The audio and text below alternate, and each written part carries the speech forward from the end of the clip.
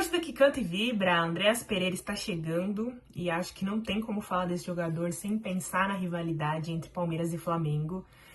Acho que com essa contratação isso se acirra ainda mais.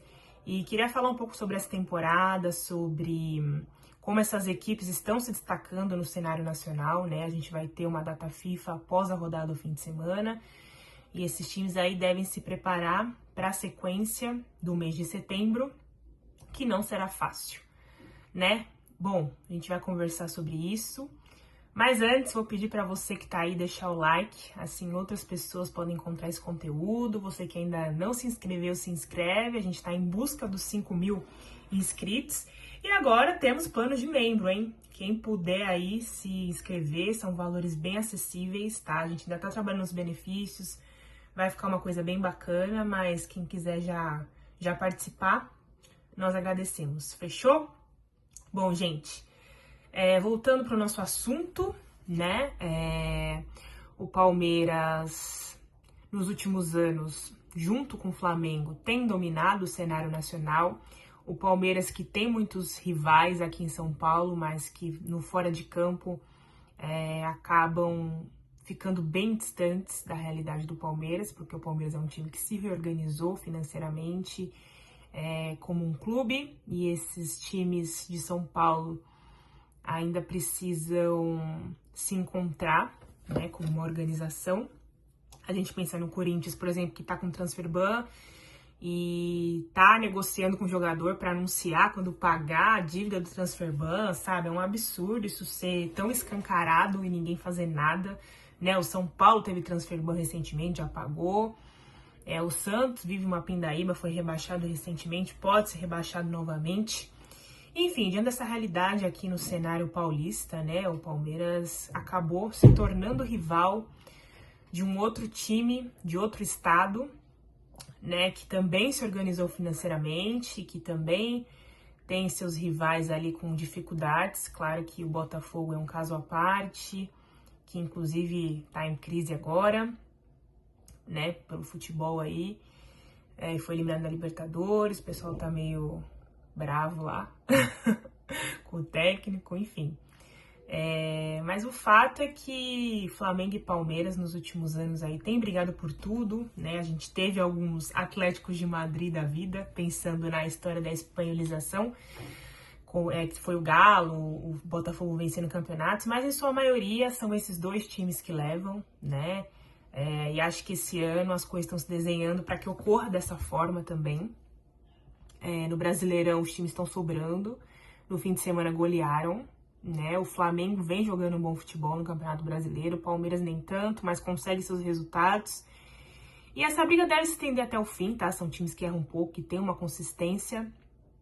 E agora a gente vai ter a parada aí da data FIFA, né? Os times vão poder se preparar, vão poder acertar aí as contratações que chegaram. O Palmeiras contratou, o Flamengo contratou também. Claro que os perfis são diferentes, o Flamengo traz jogadores com mais experiência. Pelos números, gastou menos que o Palmeiras, mas a gente também não sabe, porque eles trouxeram jogadores livres no mercado. Só que a gente sabe que esse tipo de contratação tem as luvas que são dissolvidas aí no pagamento do salário, então não tem como a gente estimar nesse momento quanto foi gasto. E o que mais se fala é que o Palmeiras ganhou 700 milhões e tudo mais, mas a gente tem que pensar que o Palmeiras reformulou o seu time, né? Muitos jogadores aí que já estavam com desgaste dentro do clube foram negociados e trouxeram muitos jogadores jovens. É o perfil que o Palmeiras trabalha, em grande parte são apostas, jogadores desconhecidos, visando, quem sabe, uma futura revenda, né? E há muito que se discutir em relação a isso. Claro que a torcida prefere jogadores prontos que possam dar títulos ao Palmeiras, mas existem alguns méritos também, eu acho, nas apostas, né? O Richard Rios está aí para comprovar isso. A própria chegada do André, a gente não é uma aposta, é um jogador pronto já, mas a gente tem que ver que está sendo um bom negócio, né? A gente ia trazer ele por 20 milhões e acabamos trazendo ele por 10, né? Sendo que a gente teve o Richard Rios aí para disputar a Copa do Mundo de Clubes. Provavelmente o Andrés não jogaria, né? E a gente pegando aí o valor pelo qual o Richard Rios foi vendido, a gente já tem um certo lucro. Então, há erros, há acertos, mas o fato é que o Abel agora tem peças novas em mãos, está reformulando o time, já encontramos uma dupla que funciona muito, que é o Flaco Lopes jogando com o Vitor Roque. Aliás, Flaco Lopes que foi convocado, fiquei muito feliz por isso.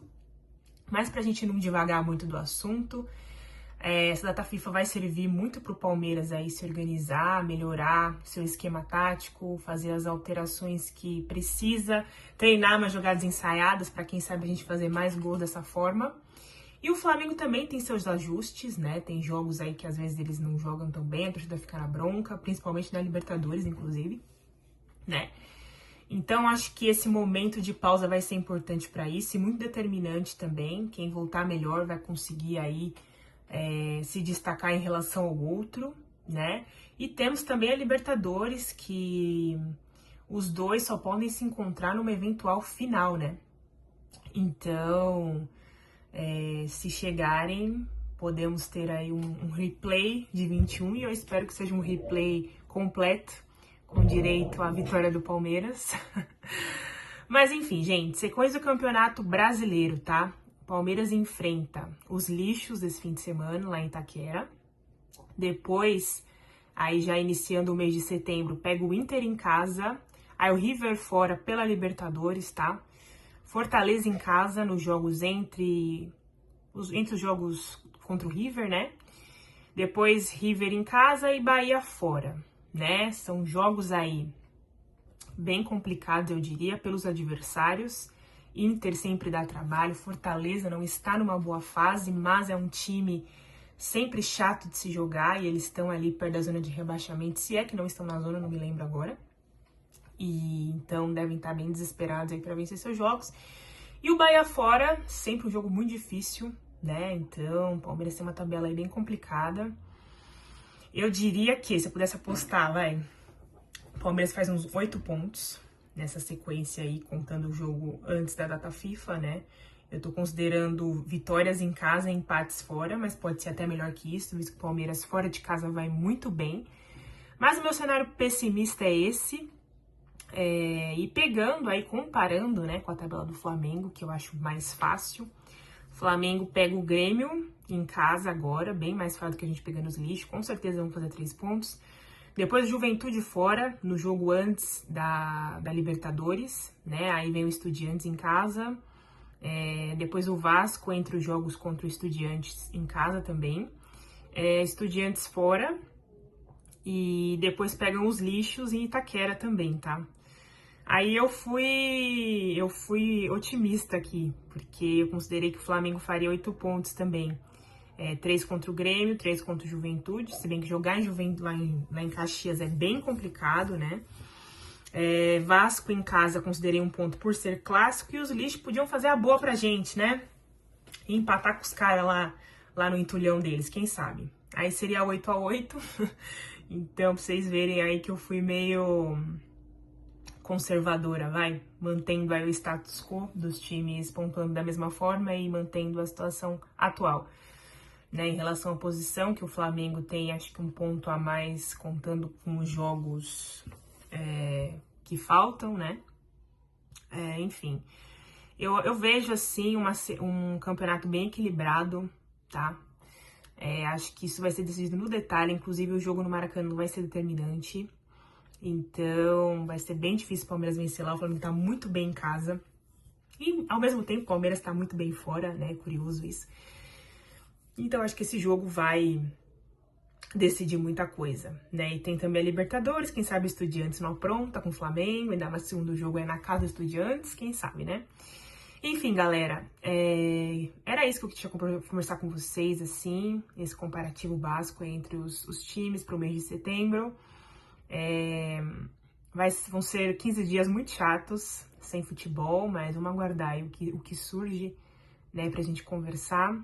Quero saber a expectativa de vocês. Tem muita gente pintando o Flamengo já como campeão brasileiro e eu acho que as coisas não funcionam assim, tá? É um time que ainda pode oscilar. O Palmeiras já teve muitas oscilações esse ano, eu espero que não oscile mais. Mas ainda tem muito campeonato pela frente. O confronto direto, como eu falei pra vocês, vai fazer muita diferença. E nesse mix aí com a Libertadores também, muita coisa pode acontecer. Beleza? Era isso, pessoal. Avante palestra!